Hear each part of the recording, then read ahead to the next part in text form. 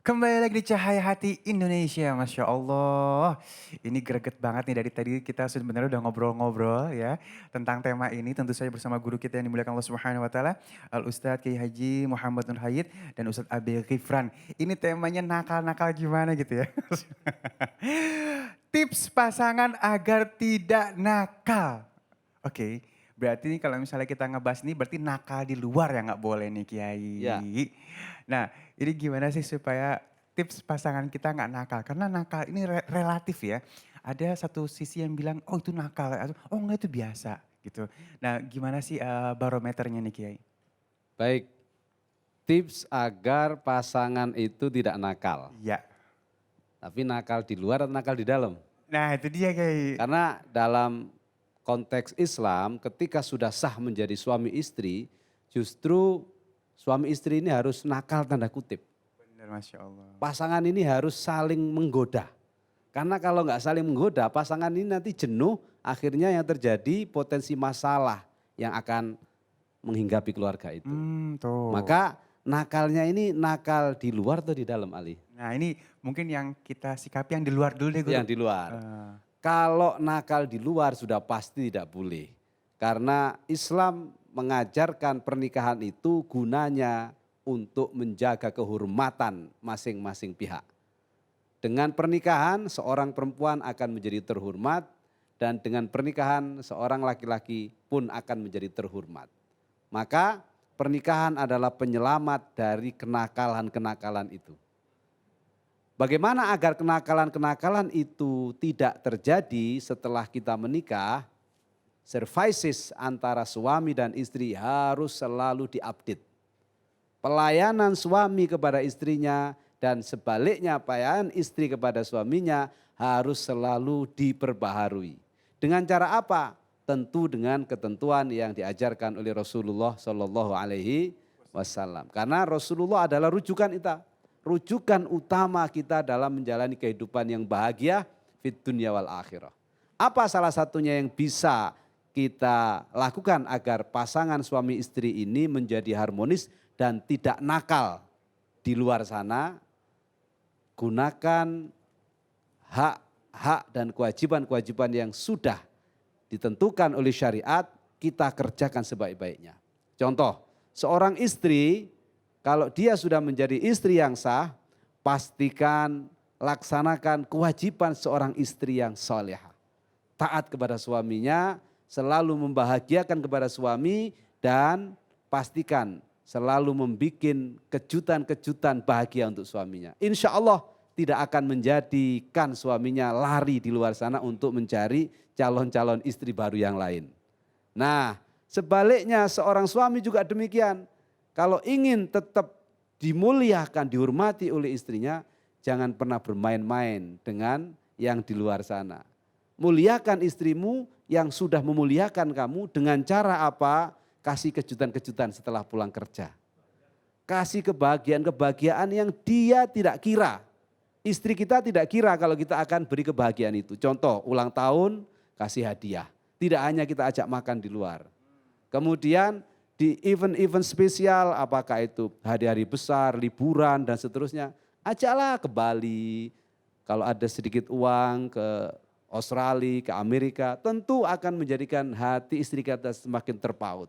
Tidak akan pindah ke lain hati. Tetapi kalau kita egois, istri egois, suami egois, sudah ini pasti menjadi pangkal yang paling top, pangkal yang paling jitu untuk kita akan mencoba bermain-main di luar. Maka jadikan masing-masing pihak ini berintrospeksi, selalu merenung apa yang membuat istri kita bahagia dan apa yang membuat suami kita bahagia. Jadi seorang istri harus selalu berpikir kalau hari ini sudah melakukan best services atau servis terbaik kepada suaminya, besok dia harus berupaya mencari terobosan lain. Suami saya kepingin apa ya? Nah di era sekarang Ali, Ustadz AB, kita bisa mencari tahu informasi bagaimana bahagiain orang lain dengan berbagai cara. Termasuk melalui sosial media. Banyak akun-akun yang memberikan contoh, memberikan tips bagaimana agar suami bahagia. Bagaimana agar istri bahagia. Coba itu dibaca, lalu yang mungkin kita kerjakan, practice it. Kerjakan, do it. Insya Allah itu lahan, perlahan, pelan-pelan akan menjadi satu obat mujarab agar pasangan itu bahagia. Sebaliknya, seorang suami juga nggak boleh egois. Ya, mentang-mentang cari uang udah capek di mana, semau sendiri. Istri disuruh ke sana kemari, masak, cuci baju. Kalau salah sedikit marah-marah, nggak boleh. Kenapa? Karena istri pun itu capek. Ya, kalau suami sudah ngerti kewajiban dan tanggung jawabnya, lalu istri ngerti kewajiban dan tanggung jawabnya, lebih-lebih karena memang istri ini tanggung jawabnya sederhana, taat pada suaminya.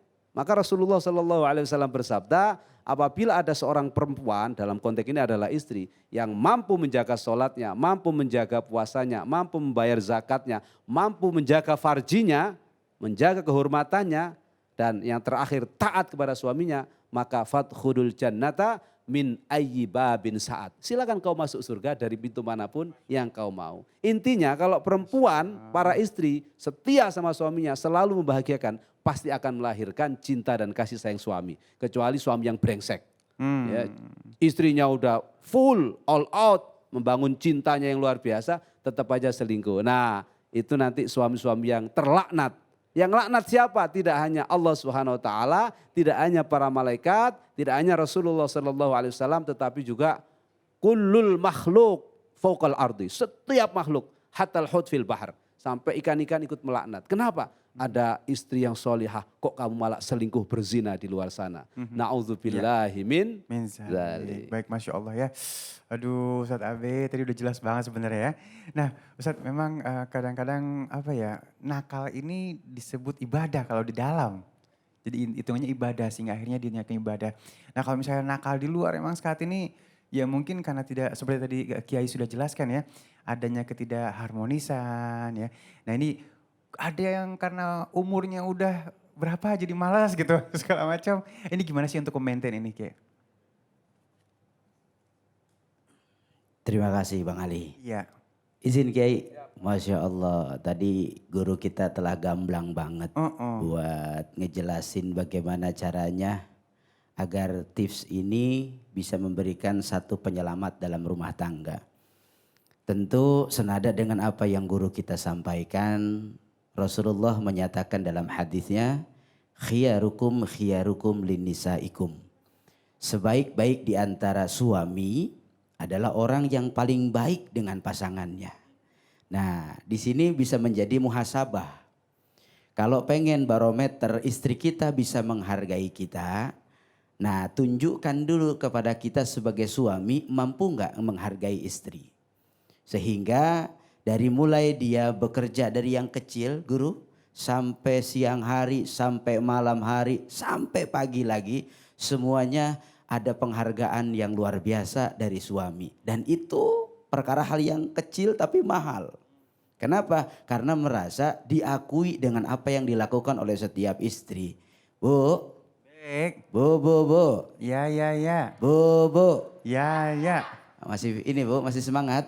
Semangat. Ibu kudu tahu bahwa tugas mencuci itu bukan tugas ibu. Tugas nyuci itu tugas suami. Masak bukan tugas ibu. Masak itu tugas suami. Aduh. Ngurusin anak bukan tugas ibu. Tugas ngurusin anak, tugas suami Bang Ali. Iya. Tugas ibu apa? Cuman taat sama suami. Iya. Apa Bu tugasnya? Taat sama suami. Kalau kata suami masak, ya masak. Oh kan loh. Kalau kata suami urusin anak. Urusin anak. Urusin. Kalau kata suami nyuci. Nyuci. Jangan nolak. Itu bagian dari Tobat. Ini yang pinter siapa sih? Nah disinilah wajib kita saling bisa menghargai. Jadi kalau si istri merasa dihargai, suaminya baik dan tidak pernah membuat hatinya sakit. Karena kalau udah merasa kecewa, itu bini kalau udah ngerasa kecewa Bang Ali, dari cerita udah lama balik lagi dia ngomongnya. Diungkit lagi. Ada yang begitu ada? Mana orangnya? No, yang baju merah putih no. Itu cerita 2 tahun lalu udah selesai. Iya. Gara-gara marah balik lagi ke depan cerita itu. Ada yang begitu ada? Ada guru. Mana orangnya? Yang bajunya orange. Ada Jadi tuh perempuan itu, istri itu gampang amat sangat untuk terluka hatinya dan sulit untuk melupakan kekecewaan. Benar apa enggak Bu? Benar banget. Ada di sini orangnya? Ada Bu. Romanya mesem bae dia. Iya. Nah ini dibangun saling menghargai. Kalau sudah dibangun saling menghargai, maka timbul yang akan terjadi adalah nilai keharmonisan. Suami sudah mencontohkan yang baik, pasti istrinya pun akan menampilkan yang baik. Artinya bahwa ternyata betul guru kita tadi sampaikan bahwa kalau pengen awak dari kapal kita ini selamat tergantung nahkodanya. Tergantung siapa yang membawa dan mengarahkannya. Kalau sudah kita nanam yang baik, mengarahkan yang baik, mencontohkan yang baik, tentu ini pun akan dilakukan pula oleh pasangan kita. Insya Allah. Yang pertama. Yang kedua, bangun dengan kepercayaan sebagaimana dulu ketika akan rumah tangga. Bahwa mahligai rumah tangga itu pasti banyak ujiannya. Prosesnya pun tidak akan mudah. Kadang-kadang bini laki berantem mulu, ada yang begitu ada. Ada guru. Mana orangnya? No, di pojokan. Jangan, tapi ketika seseorang punya agama mulutnya bisa dijaga. Ini kan ada bang begini bang. Dimasak bininya udah masak, istrinya masak enak. Dari pagi dia siapin sama buat suaminya, masak macem-macem. Pas dimakan sama suaminya ngucap ngomong begini. Etnis sur asem mau pahit amat sih, lu kagak bisa masak apa? Ada yang begitu ada? Ada guru. Kalau udah kedengar begitu, kira-kira masak lagi apa enggak? Males sudah. Belum tentu. Iya. Masak lagi sambil marah-marah. Bisa ge ya. Nah ini jangan sampai ketika suami punya agama, walaupun itu makanan pahit, dia tidak pernah ucapkan pahit. Dulu Rasul pernah saat Aisyah memberikan segelas susu yang ternyata saking girangnya Aisyah nih, Rasul balik, datang Rasul pulang dari mana-mana, pulang itu Aisyah senang banget. Hatta dia lupa yang dimasukkan bukan gula tapi garam. Lihat akhlak Rasul. Apa akhlak Rasul ketika diminum padahal rasanya asin. Nyelekit banget.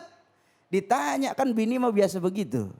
Itu bang gimana rasanya enak apa kagak? Rasul jawab, Masya Allah ini susu rasanya paling enak sealam dunia. Enggak ada lagi.